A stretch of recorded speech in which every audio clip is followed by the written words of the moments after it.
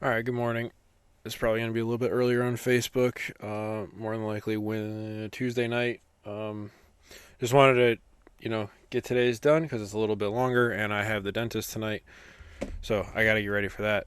And it's just been another long day finishing out the school year, so I'm staying on top of stuff. So we have Leviticus chapter 14, the first part of it, and it is we had the, sorry, the regulations about the two defiling things, skin diseases and molds. Now we have the cleansing from defiling skin diseases. And tomorrow, if you have a guess, I would say it might be cleansing from defiling molds. But today is the cleansing from defiling skin diseases.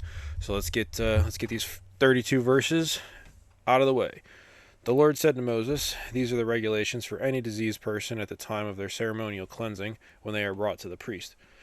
The priest is to go outside the camp and examine them. If they have been healed of their defiling skin disease, the priest shall order that two live clean birds and some cedar wood, scarlet yarn, and hyssop be brought for the person to be cleansed. Then the priest shall order that one of the birds be killed over fresh water in a clay pot. He is then to take the live bird and dip it, together with the cedar wood, the scarlet yarn, and the hyssop, into the blood of the bird that was killed over the fresh water. 7 times he shall sprinkle the one to be cleansed of the defiling disease, and then pronounce them clean. After that, he is to release the live bird in the open fields.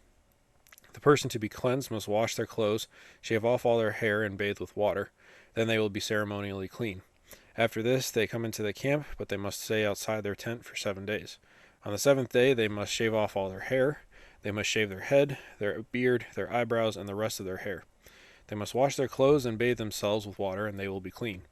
On the 8th day, they must bring 2 male lambs and 1 ewe lamb, a year old, each without defect, along with 3/10 of an ephah of the finest flour mixed with olive oil for a grain offering, and 1 log of oil. The priest who pronounces them clean shall present both the one to be cleansed and their offerings before the Lord at the entrance to the tent of meeting. Then the priest is to take one of the male lambs and offer it as a guilt offering, along with the log of oil. He shall wave them before the Lord as a wave offering. He is to slaughter the lamb in the sanctuary area where the sin offering and the burnt offering are slaughtered. Like the sin offering, the guilt offering belongs to the priest. It is most holy. The priest is to take some of the blood of the guilt offering and put it on the lobe of the right ear of the one to be cleansed, on the thumb of their right hand, and on the big toe of their right foot. The priest shall then take some of the log of oil, pour it in the palm of his own left hand, dip his right forefinger into the oil in his palm, and with his finger sprinkle some of it before the Lord 7 times. The priest is to put some of the oil remaining in his palm on the lobe of the right ear of the one to be cleansed, on the thumb of their right hand, and on the big toe of their right foot, on top of the blood of the guilt offering. The rest of the oil in his palm the priest shall put on the head of the one to be cleansed, and make atonement for them before the Lord. Then the priest is to sacrifice the sin offering, and make atonement for the one to be cleansed from their uncleanness. After that, the priest shall slaughter the burnt offering, and offer it on the altar, together with the grain offering, and make atonement for them, and they will be clean. If, however, they are poor and cannot afford these, they must take 1 male lamb as a guilt offering to be waved to make atonement for them, together with 1/10 of an ephah of the finest flour mixed with olive oil for a grain offering, a log of oil, and 2 doves or 2 young pigeons, such as they can afford, one for a sin offering and the other for a burnt offering. On the 8th day they must bring them for their cleansing to the priest at the entrance to the tent of meeting before the Lord. The priest is to take the lamb for the guilt offering, together with the log of oil, and wave them before the Lord as a wave offering. He shall slaughter the lamb for the guilt offering, and take some of its blood, and put it on the lobe of the right ear of the one to be cleansed, on the thumb of their right hand, and on the big toe of their right foot. The priest is to pour some of the oil into the palm of his own left hand, and with his right forefinger sprinkle some of the oil from his palm 7 times before the Lord. Some of the oil in his palm he is to put on the same places he put the blood of the guilt offering, on the lobe of the right ear of the one to be cleansed, on the thumb of their right hand, and on the big toe of their right foot. The rest of the oil in his palm the priest shall put on the head of the one to be cleansed, to make atonement for them before the Lord. Then he shall sacrifice the doves or the young pigeons, such as the person can afford, one as a sin offering and the other as a burnt offering, together with the grain offering. In this way the priest will make atonement before the Lord on behalf of the one to be cleansed. These are the regulations for anyone who has a defiling skin disease and who cannot afford the regular offerings for their cleansing.